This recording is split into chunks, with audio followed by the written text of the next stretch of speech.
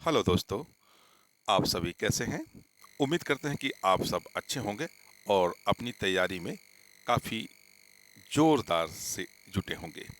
तो ये भी आपको मालूम हो गया होगा कि उत्तर प्रदेश पुलिस आयोग ने यूपी पुलिस री एग्ज़ाम 2024 की डेट क्या कर दी है, अनाउंस कर दी है।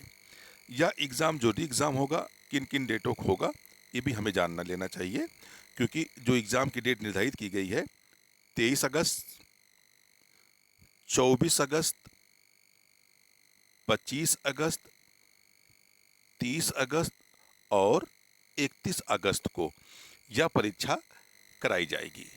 और यह परीक्षा दो पालियों में कराई जाएगी, यानी मॉर्निंग शिफ्ट और इवनिंग शिफ्ट में ये परीक्षाएं कराई जाएंगी। और प्रत्येक ये भी डिसीजन लिया गया है कि प्रत्येक पाली में 5 लाख, यानी प्रत्येक पाली में 5 लाख विद्यार्थियों को शामिल किया जाएगा। तो इस हिसाब से देखा जाए तो आपके पास जो तैयारी का समय है वह काफ़ी कम है। अगर आज की डेट से हम लोग देखें तो नियर अबाउट आपके पास 1 महीना से कुछ ही दिन बचे हुए हैं। एक तरह से मोटा मोटा अगर मान लिया जाए तो लगभग 1 महीने का समय आपके पास है। अगर आप इस 1 महीने को संपूर्ण तन और धन मन से अपनी तैयारी में लग जाते हैं तो आई होप कि ये एग्ज़ाम आपके लिए काफ़ी अच्छा सिद्ध होने वाला है। ये परीक्षाओं को और अधिक मजबूत प्रदान करने के लिए, यानी आपकी तैयारी को अधिक मजबूती देने के लिए, डेली हम लोग 10 AM पर एक प्रैक्टिस सेट पेपर करते हैं जो जीके एंड जीएस के प्रश्नों पर आधारित होता है। और इसी क्रम में ये जो प्रैक्टिस सेट है, आज हम लोग 19वां प्रैक्टिस सेट देखेंगे। अगर आप अपने जीएस और जीके के प्रश्नों को और अधिक मजबूत करना चाहते हैं तो डेली इस प्रैक्टिस पेपर से आप जुड़िए और इसका लाभ उठाइए। क्योंकि दोस्तों, हमने देखा है कि जो यूपीपी एग्ज़ाम है उसमें 37, यानी 37 क्वेश्चन क्या हैं, जीके एंड जीएस के पूछे जाते हैं। तो उसी के बेस बनाकर, उसी एग्ज़ाम को ध्यान में रखते हुए हम लोग इस प्रैक्टिस पेपर को तैयार करते हैं। अगर आप डेली 10 से 15 मिनट इस प्रैक्टिस पेपर को देखते हैं तो मैं 100% ये वादा तो नहीं करता, लेकिन मैं 99% कह सकता हूँ कि आपके जीएस को अधिक मजबूती मिलेगी। तो आइए कुछ ऐसे ही महत्वपूर्ण जीएस के प्रश्नों को देखते हैं जो आपके एग्ज़ाम के लिए काफ़ी यूज़फुल होने वाले हैं।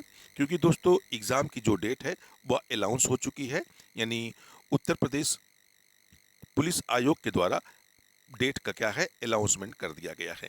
फिर एक बार हम रिपीट कर देते हैं कि ये एग्ज़ाम जो होंगे 23 अगस्त, 24 अगस्त, 25 अगस्त और 30-31 अगस्त को कराए जाएंगे।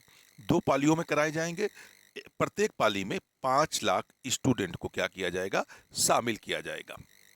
तो आइए आज के सेशन का, यानी प्रैक्टिस पेपर 19 के पहले प्रश्न को देखते हैं। आज का पहला प्रश्न है, भारतीय रेलवे का राष्ट्रीयकरण कब किया गया था? 1951 में, 1851 में, 1975 में, या इनमें से कोई नहीं? तो भारतीय रेलवे का राष्ट्रीयकरण आपसे पूछ रहा है।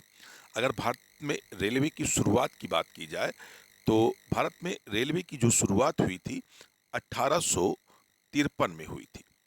1853 में भारतीय रेलवे की शुरुआत हुई थी। और पहली बार भारत के किस राज्य में रेलवे का संचालन किया गया था? तो वह कौन था? महाराष्ट्र था। महा महाराष्ट्र था जब पहली बार रेलवे का संचालन किया गया।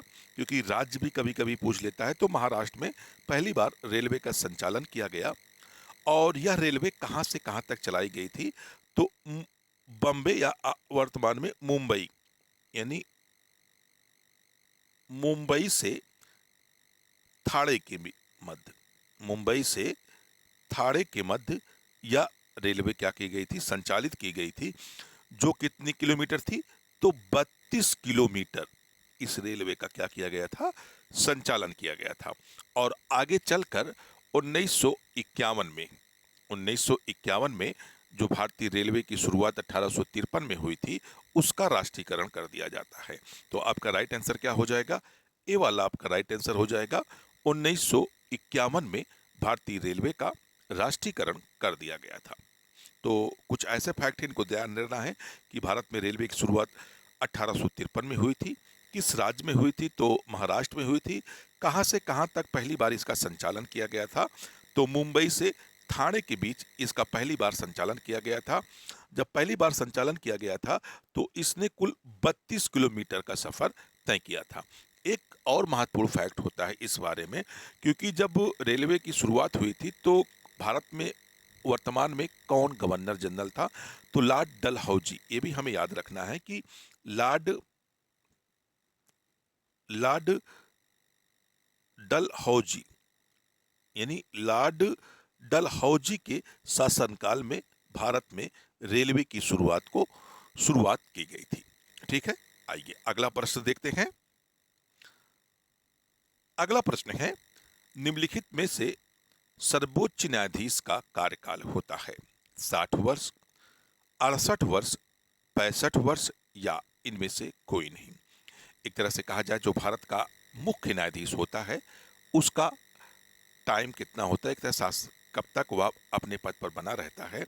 तो सर्वोच्च न्यायाधीश का अगर कार्यकाल की अगर हम लोग बात करें तो सर्वोच्च न्यायाधीश 6 वर्ष, 6 वर्ष या 65 वर्ष उम्र तक, यानी 65 वर्ष उम्र तक, यानी उम्र तक, यानी इन दोनों में से जो भी पहले हो जाता है वह क्या करता है? अपने पद तक बना रहता है। यानी या वह लगातार 6 वर्षों तक का भारत का सर्वोच्च न्यायाधीश रह सकता है या 65 वर्ष की उम्र तक वह भारत का न्यायाधीश रह सकता है। तो आपसे पूछ रहा कार्यकाल पूछ रहा है तो 65 वर्ष, क्योंकि विकल्प में आपके 65 वर्ष दिया है, यानी आपका राइट आंसर क्या हो जाएगा? सी वाला आपका राइट आंसर हो जाएगा। अगला प्रश्न देखते हैं। अगला प्रश्न है, आपातकाल की स्थिति में इंदिरा गांधी ने कौन सा संविधान संशोधन लागू किया था? 40वां संविधान संशोधन, 42वां संविधान संशोधन, 22वां संविधान संशोधन या इनमें से कोई नहीं। तो आपातकाल जैसे हम लोगों को पता है कि 21 जून 1975 को राष्ट्रीय आपातकाल की घोषणा की गई थी। तो उस समय भारत का जो प्रधानमंत्री था वह कौन थे? श्री इंदिरा गांधी थी। इंदिरा गांधी के द्वारा 21 जून 1975 को आपातकाल की घोषणा की गई थी और इसी पीरियड में यानी इंदिरा गांधी एक तरह से कहा जाए भारत सरकार के द्वारा 42वां संविधान संशोधन लागू किया गया था। 42वां संविधान संशोधन 1976 को यह संविधान संशोधन लागू किया गया था, जिसको मिनी कॉन्स्टिट्यूशन यानी लघु संविधान भी कहा जाता है, क्योंकि इस 42वें संविधान संशोधन के द्वारा काफी व्यापक पैमाने पर संविधान में संशोधन किया गया था। क्योंकि यह संशोधन कई बार आपके एग्जाम में पूछा गया है कि 42वां संविधान संशोधन 1976 को किया गया था। ये भी हमें आप ध्यान रखना है। अगला प्रश्न देखते हैं। अगला प्रश्न है, इंसुलिन का प्रयोग किस बीमारी को ठीक करने के लिए किया जाता है? मधुमेह, कैंसर, डेंगू, कोरोना। तो इंसुलिन का प्रयोग क्या होता है? इंसुलिन क्या होता है जब हमारे रक्त में यानी शर्करा की मात्रा, एक तरह से कहा जाए शुगर की मात्रा बढ़ जाती है, तो ऐसे में क्या होता है, हमारे को जो रोग उत्पन्न होता है उसका नाम क्या दिया जाता है? मधुमेह कहा जाता है। यानी रक्त में जब शर्करा की मात्रा अधिक हो जाती है, जो इससे रोग उत्पन्न होता है उसी को हम लोग क्या कहते हैं? मधुमेह कहते हैं। और मधुमेह जब आपके शरीर में उत्पन्न हो जाता है, एक तरह से कहा जाए जिसे हम लोग कहते हैं शुगर आपकी बढ़ गई है, तब शुगर बढ़ जाता है तो उसके लिए क्या किया जाता है? इंसुलिन का प्रयोग किया जाता है। इंसुलिन एक दवाई है जिसका प्रयोग मधुमेह के इलाज में किया जाता है। तो आपका राइट आंसर क्या हो जाएगा? ए वाला हो जाएगा, मधुमेह हो जाएगा। अगला प्रश्न देखते हैं। अगला प्रश्न है, ओजोन परत को क्या नष्ट करता है? सिलिकॉन, क्लोरीन, सल्फर या कार्बन? तो ओजोन परत की अगर बात की जाए तो ओजोन परत जो है यह मध्य मंडल में पाई जाती है और ओजोन परत का जो निर्माण होता है O3 से, यानी जो ऑक्सीजन के 3 अणुओं से मिलकर ओजोन बनती है। और ओजोन का सबसे महत्वपूर्ण कार्य जो होता है वह जो है आसमान से आने वाली पराबैंगनी किरणों को क्या करती है या अवशोषित कर लेती है। यानी जो आसमान से या सूर्य से पराबैंगनी अल्ट्रावायलेट किरणें जो है पृथ्वी पर आने नहीं देती है, यही ओजोन क्या करती है, अवशोषित कर लेती है। अगर यही पराबैंगनी किरणें पृथ्वी पर आ गई तो मानव के चेहरे पर कैंसर, मोतियाबिंद जैसी घातक बीमारी से क्या हो सकता है, मानो ग्रसित हो सकता है। और इस ओजोन जो परत है इससे किससे नष्ट हो रहा है या इसको किससे नुकसान हो रहा है? तो क्लोरीन, क्लोरीन जो है एक आंशिक रूप से क्या करती है, ओजोन को नष्ट करती है। एक तरह से कहा जाए तो ओजोन को नुकसान पहुंचाती है। अगर मुख्यतः देखा जाए तो एक गैस होती है CFC गैस। CFC गैस जो होती है या ओजोन परत को मुख्यतः काफी बड़े मात्रा में क्या कर रही है, नुकसान पहुंचा रही है, जिसके कारण आर्कटिक प्रदेश में ओजोन में कहा गया था एक सुराग हो गया था। ठीक है, तो ये बात आपको भी ध्यान रखना है कि ओजोन जो है ऑक्सीजन के 3 अणुओं से मिलकर बनती है और ओजोन का मुख्य कार्य जो है अल्ट्रावायलेट किरणों को क्या करना है, अवशोषित करना है। अगला प्रश्न देखते हैं। अगला प्रश्न है, दिल्ली का लाल किला और जमा मस्जिद किसके शासनकाल की वास्तुकला की उपलब्धियां हैं? जहांगीर, औरंगजेब, शाहजहां या इनमें से कोई नहीं? तो दिल्ली का लाल किला और दिल्ली में ही जमा मस्जिद स्थित है। इसका जो निर्माण कार्य था किसके शासनकाल में किया गया था? तो जहांगीर यानी शाहजहां के शासनकाल में किया गया था। कब किया गया था? तो जहां शाहजहां के शासनकाल में किया गया था। शाहजहां दिल्ली पर कब तक शासन किया था? तो शाहजहां दिल्ली पर 1627 से 1627 से 1657 तक का दिल्ली का क्या था, बादशाह था। यानी शाहजहां जो है दिल्ली पर कब से कब तक शासन किया था? 1627 से 1657 तक का इसने शासन किया था। और इसी के शासनकाल में दिल्ली का लाल किला और जमा मस्जिद का निर्माण किया गया था। अगला प्रश्न देखते हैं। अगला प्रश्न है, एक जिला और एक उत्पाद योजना की शुरुआत किस राज्य में हुई थी? मध्य प्रदेश, बिहार, पश्चिम बंगाल या उत्तर प्रदेश? तो एक जिला एक उत्पाद योजना जो है यह उत्तर प्रदेश की सबसे सफल योजनाओं में से एक है। इसकी शुरुआत की अगर हम बात करें तो इसकी शुरुआत 24 जनवरी 24 जनवरी 2018 को 2018 को इस योजना की शुरुआत की गई थी वर्तमान मुख्यमंत्री योगी आदित्यनाथ के द्वारा। यह योजना उत्तर प्रदेश में ही नहीं पूरे भारत में एक सफल योजनाओं में गिनी जाती है, जिसकी शुरुआत 24 जनवरी 2018 को की गई थी। और किस राज्य में पहली बार की गई थी तो यही बताना है, या उत्तर प्रदेश में पहली बार इस योजना की शुरुआत की गई थी। आइए अगला प्रश्न देखते हैं। अगला प्रश्न है, दबाव को किसके संदर्भ में मापा जाता है?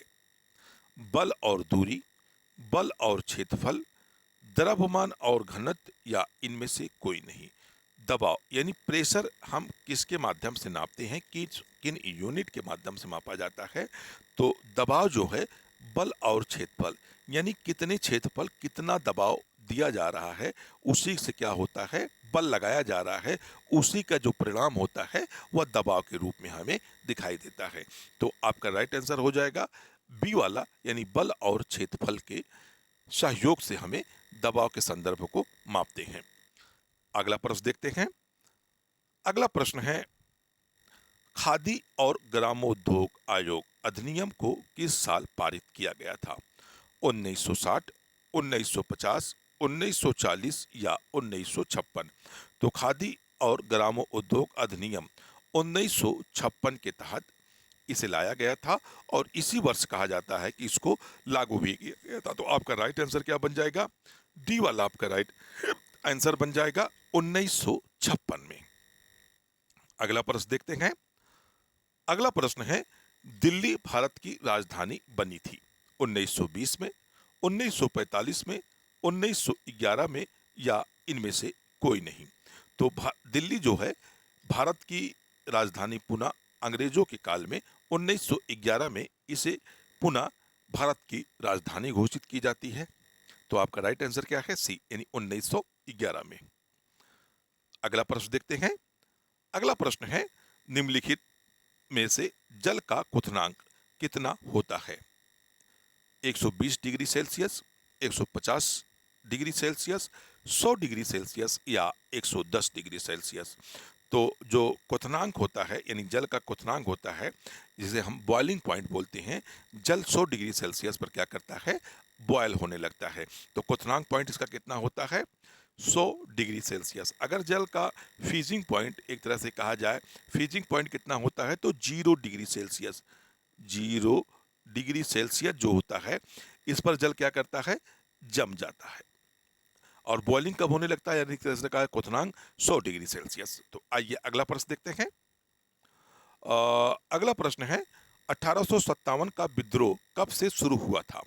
10 मई 1880, 10 मई 1875, 10 मई 1857 या इनमें से कोई नहीं। तो 1857 का जो विद्रोह था, इसकी शुरुआत 10 मई 1857 को हुई थी। और ये भी कई बार पूछा गया कि इसकी शुरुआत कहाँ हुई थी?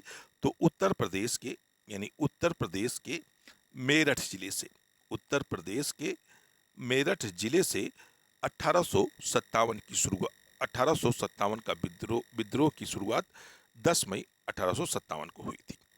आइए अगला प्रश्न देखते हैं। अगला प्रश्न है, भारत का पहला बैंक कौन सा है?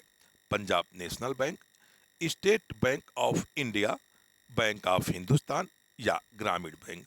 तो भारत का पहला बैंक जो भारतीयों के द्वारा संचालित और खोला गया था, वह कौन सा बैंक था? पंजाब नेशनल बैंक था। यानी पीएनबी जो थी, या बैंक जो है, भारत का पहला बैंक माना जाता है। अगला प्रश्न देखते हैं। अगला प्रश्न है, विश्व क्षय रोग दिवस कब मनाया जाता है? 20 मार्च, 24 मार्च, 30 मार्च या 1 मार्च। तो प्रत्येक वर्ष 24 मार्च को विश्व क्षय रोग दिवस के रूप में मनाया जाता है। इसकी शुरुआत, यानी या पहली बार इस दिवस की शुरुआत या दिवस 1882 में मनाया गया था। 1882 में पहली बार विश्व क्षय रोग दिवस या टीबी दिवस के रूप में मनाया गया था। और प्रत्येक वर्ष क्या होता है? 24 मार्च को विश्व क्षय रोग के दिवस के रूप में मनाया जाता है। अगला प्रश्न देखते हैं। अगला प्रश्न है, दम्बुला का स्वर्ण मंदिर किस जगह स्थित है? राजस्थान, पाकिस्तान, उत्तर प्रदेश या श्रीलंका। तो दम्बुला का स्वर्ण मंदिर या किस जगह स्थित है? तो श्रीलंका में। यानी जो दम्बुला का स्वर्ण मंदिर है, या कहाँ पर स्थित है? श्रीलंका में स्थित है। तो दोस्तों, अगर आपको ये वीडियो अच्छा लग रहा हो तो वीडियो को लाइक और शेयर जरूर करिएगा। चैनल पर अगर नए जुड़े हो तो चैनल को सब्सक्राइब कर लीजिएगा और बेल आइकन का बटन प्रेस जरूर कर लीजिएगा, जिससे मेरा आने वाला प्रत्येक वीडियो का नोटिफिकेशन आपको मिलता रहे और आपकी तैयारी को अधिक मजबूत करता रहे। तो जीके और जीएस के प्रश्नों को मजबूत करने के लिए हमारे साथ प्रत्येक दिन 10 बजे आप जुड़ना ना भूलें। तो फिर मिलते हैं कल 10 बजे इसी टाइम इसी वक्त। जब तक के लिए धन्यवाद। जय हिंद दोस्तों।